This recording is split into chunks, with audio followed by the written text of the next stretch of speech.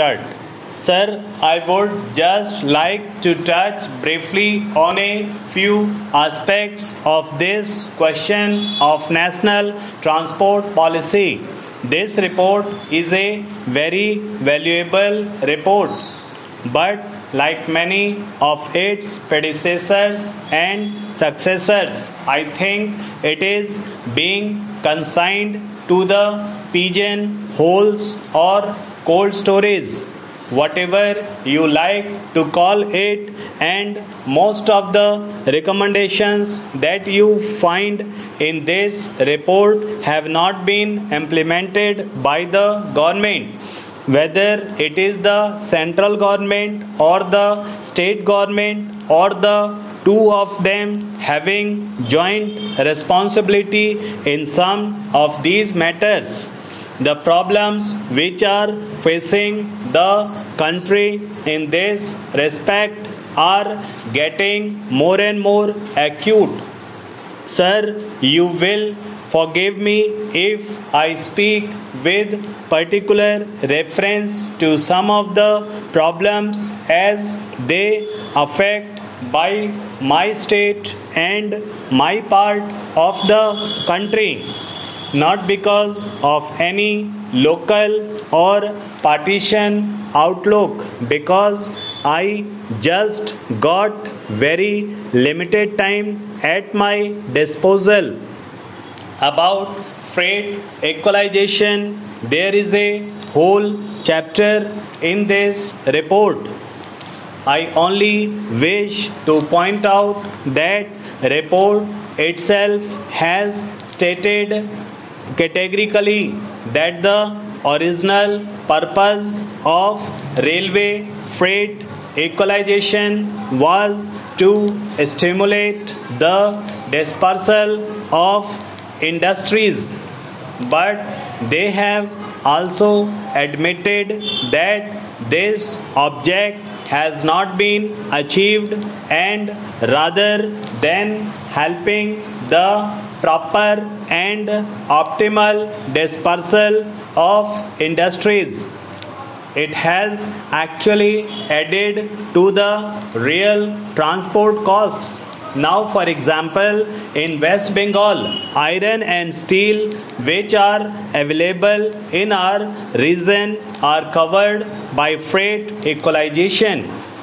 So, that is an advantage enjoyed by the engineering industries located in other states at great distances like Maharashtra and so on. But in the reverse process, you find that Bengal does not grow any raw cotton. We have got textile industries, and all the raw material, that is cotton, has to be brought from cotton growing areas, but it is not covered by freight equalization. So our textile industries offers this advantage in competition with other older textile centers. Similarly, consumer goods have also not been covered. We have to get all our sugar from outside. We do not grow any sugar cane. Even mustard oil, which is the normal cooking medium for most of the people in Bengal, strangely enough, has to be brought from outside. Mustard oil seeds have to be brought from outside, which are grown much more in Uttar Pradesh, Madhya Pradesh, Rajasthan, Haryana, Punjab, and other parts of the country. Coal, I believe, is not actually covered by the freight equalization, but there exists a system of telescopic rates, as a result of which the consumers of coal, which are situated at a great distance from the coal fields, are actually enjoying the advantage of the telescopic rates. it is another form of freight equalization, even if formally it may not be so.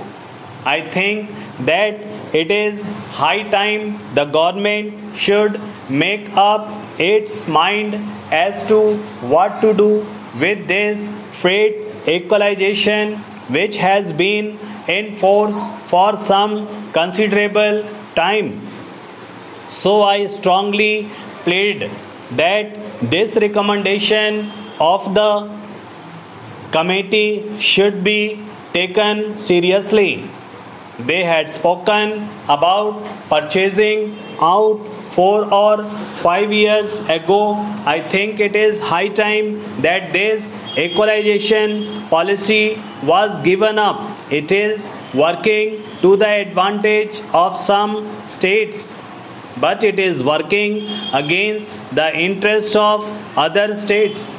Therefore, it becomes an issue not of harmonious reconciliation of interests, but it becomes an issue of controversy and dispute and adds to interstate tension and disputes. Then I would like to say something about the Kolkata port, with which the Honorable Minister of Shipping and Transport is very much concerned.